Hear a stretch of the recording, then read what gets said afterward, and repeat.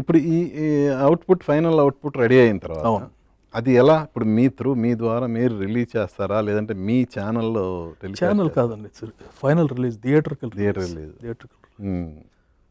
So ఇప్పుడు ఆ జడ్జీలుగా ఉన్న ఎవరైతే ఇప్పుడు డిస్ట్రిబ్యూటర్లు ఉన్నారో వాళ్ళకి కూడా చాయిస్ ఉంటుంది. ఫైనల్ మూవీ అండి బేసికలీ. లాస్ట్ వరకు కూడా ఇదంతా చేసేది మూవీ పబ్లిసిటీ అంతే. ఈవెన్ పోస్టర్ డిజైన్ కాడి నుంచి కొత్త పోస్టర్ డిజైనర్స్ వస్తారు, వాళ్ళు ఏంటి ఎలా చేసుకోవాలి, ఈలో ప్రొడ్యూసర్ ఏం చేస్తారు వాళ్ళతో, తన ఐడియాలు ఎలా పెడతాడు, డైరెక్టర్ ఐడియాలు ఇద్దరికి క్లాష్ వచ్చినప్పుడు ఏం చేస్తారు. సో జనరల్గా ఇప్పుడు రియాలిటీ షోలు అంటే ఈ జడ్జెస్ ఏదో ఒక పేమెంట్ ఉంటే కానీ వాళ్ళు మూవ్ అయ్యి రారు. మరి ఇప్పుడు మీరు ఈ రియాలిటీ షోకి మీరు వాళ్ళ పేమెంట్స్ ఎలా అంటే డిపెండ్స్ అండి. 99% పేమెంట్ చేసే వాళ్ళది ఓన్లీ అప్లికేషన్ మీద వెళ్తారా? అప్లికేషన్ అంటే ఇది పెద్దవాళ్ళు కదా, పేమెంట్ ఎక్స్పెక్ట్ చేయరు. ఫస్ట్ ఆఫ్ ఆల్ వాళ్ళు ఎక్స్పెక్ట్ చేసే పేమెంట్ అయితే మనం ఎఫోర్డ్ చేయలేం. సో మోస్ట్లీ గుడ్ విల్ మీదే రావాలి. అంటే most of the people are interested అండి. ఓకే, ఇంట్రెస్టెడ్ నన్ను ఏమైనా రమ్మన్నారు అనుకోండి ఇలాంటి షో చేసి వెళ్తాను, ఎందుకంటే మనకు తెలిసిందే ఒక రోజే కదా, ఇట్స్ నాట్ ప్రతి ఎపిసోడ్కి డిఫరెంట్ జడ్జెస్ కదా.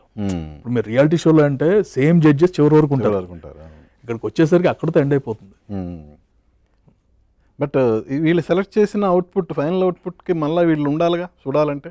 ఏదండి ఇప్పుడు ఒక జడ్జెస్ వస్తారు, వాళ్ళు స్క్రిప్ట్ సెలెక్ట్ చేస్తారు, సో అందులోంచి ఒక బెస్ట్ స్క్రిప్ట్ ఎంపిక చేస్తారు. ఇది ఆ స్క్రిప్ట్తో సినిమా రెడీ అయిన తర్వాత మరి వీళ్ళ ఇన్వాల్వ్మెంట్ ఉండాలి, వాళ్ళ ఇన్వాల్వ్మెంట్ ఉండాలి. అదంతా ప్రొడ్యూసర్ డైరెక్టర్ చూసుకోవాలి.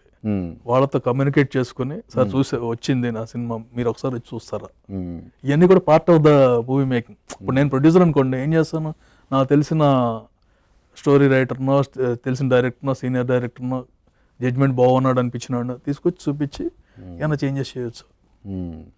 అప్పుడు ఏమవుతుంది, డైరెక్టర్ నాకు సమస్య లేదు, ఇది కట్ చేయడానికి వీల్లేదు అంటాడు, 3 గంటల సినిమా కావాలని. అప్పుడు ఏం చేయాలి, ఇలాంటివన్నీ అనమాట. అంటే the 2 ways of doing it.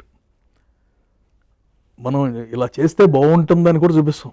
Okay, are ఇప్పుడు నా వే ఆఫ్ ఉందనుకోండి, నాకున్న డైరెక్టర్కి క్లాష్ వచ్చింది, నాది సింపుల్ పద్ధతి అంటే ఒక 5గురిని ఫ్రెండ్స్ని తీసుకొచ్చి చూపించేసి, బికాజ్ మా ఇద్దరికి కూడా సినిమా హిట్ అవ్వాలని ఉంటుంది.